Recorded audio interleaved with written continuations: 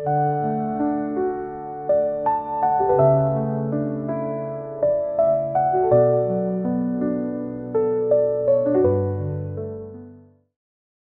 નિર્દોષ દ્રષ્ટિ જોવાની.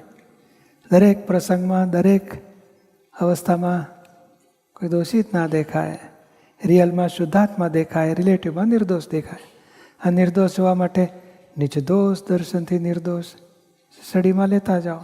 ગમે તેવું બને, કામ બગડ્યું, ના થયું, મોડું થયું, સરસ થયું, વહેલું થયું, તો ગર્વરસ ના આવવો જોઈએ. બગડી ગયું તો ભોગવટામાં નથી રહેવું. કોઈને દોષિત નથી જોવા.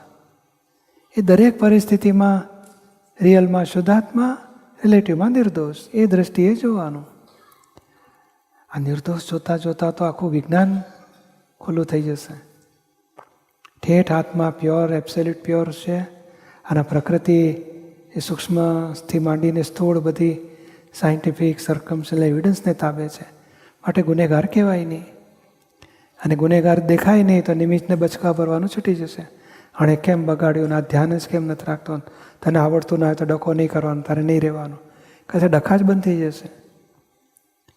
એટલે આ નિર્દોષ દ્રષ્ટિ રિયલમાં પોતે શુદ્ધાત્મા છે. આ રિલેટિવ આખું વ્યવસ્થિતને તાબે છે, માટે ગુનેગાર નથી.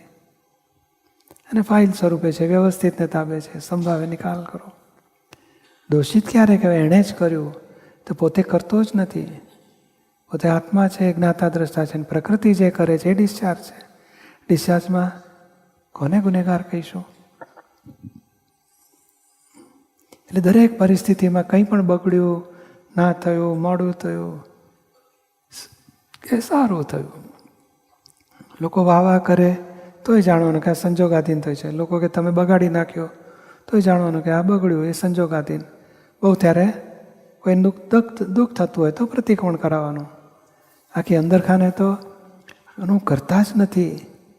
અસર મુક્ત રહ્યા એ આત્માનો અનુભવ દશા કહેવાય. ખરાબમાં ખરાબ થયું એની અસર આપણને ના હોય, સારામાં સારું થયું એની અસર પોતાને ના આવે.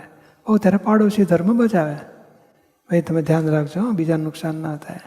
સારું થયું તો કે ના, તમે માથે ના લેશો, સંજોગો ના. ત્યારે ટીમવર્કથી થયું છે, આપણે એકલા કરતા નથી. પણ આપણે આત્માપણું ખોવું નથી. શુદ્ધાત્મા થયા એ ક્યારે કહેવાય? ચંદુથી ખરાબ થાય એની પર દ્વેષ નહીં, ચંદુથી સારું થાય એની પર રાગ નહીં. સંભાવ રહ્યા જ કરે. એથી આગળ સમતા ભાવમાં રહેવાય, એથી આગળ વિતરાગતા. કે આ પાડોશીની જોડે વિતરાગ થયા એટલે મોક્ષનું કામ થઈ ગયું પૂરું.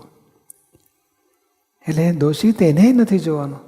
ફક્ત જોવાનું કેવી રીતે? કોઈને દુઃખ થાય તો પ્રતિકોણ કર, ફરી ના થાય એવું નક્કી કર. કે આ પ્રકૃતિ ખાલી થાય છે એને જોનાર છીએ આપણે. સંજોગ ભેગા થાય એમ ભરેલો માલ નીકળતો જાય, ખાલી થતો જશે. 25 પડ હશે તો 25 વખત બોલશે, ને 5 પડ હશે 5 વખત બોલશે. એ બોલે એને આપણે જોવાનું કે આ પેલું પાછો માલ નીકળ્યો. મન વચન કાયની ટેવો અને તેના સ્વભાવને 5 વખત રિપીટ થાય તો 5 પડ હોય, ને 50 વખત રિપીટ થાય તો 50 પડ. એને હું જાણનાર છું. એટલે આ પ્રકૃતિ ભરેલો માલ નીકળે છે અને પોતે શુદ્ધાત્મા છે. એ દરેકનું જોવાનું. ભરેલા માલને નિર્દોષ જોવાનો. રિયલમાં શુદ્ધાત્મા, રિલેટિવમાં નિર્દોષ. એ કાયમનું હોમવર્ક રાખવા જેવું છે.